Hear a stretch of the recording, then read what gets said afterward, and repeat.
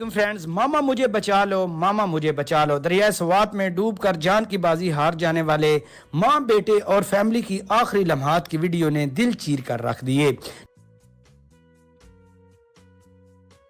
ناظرین، 500 میٹر فاصلے پر کھڑے لوگ بھی معصوم خاندان کی جان نہ بچا سکے۔ ناظرین، اصل واقعہ کیسے پیش آیا؟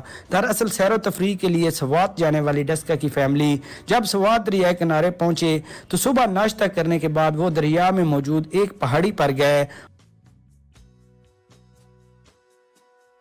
اور ایک ساتھ زندگی کی آخری سیلفیاں بناتے رہے۔ کبھی پہاڑ سے اتر کر دریا کے اندر جاتے تو کبھی موج مستی کرتے ہوئے دریا کے پانی کے ساتھ سیلفیاں لیتے رہے۔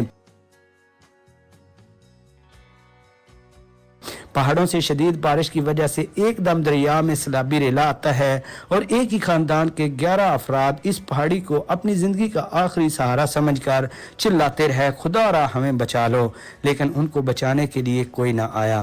ناظرین، چھوٹا بیٹا کبھی اپنی ماں کے آنچل کا سہارا لیتا تو کبھی ماں اپنے لگتے جگر کو سینے سے لگاتی۔ آخر کار دریا کی بے رحم موجوں نے تمام فیملی کو اپنی آغوش میں لے لیا اور وہ تمام 11 افراد موت کی گمنام وادی میں جا سوئے۔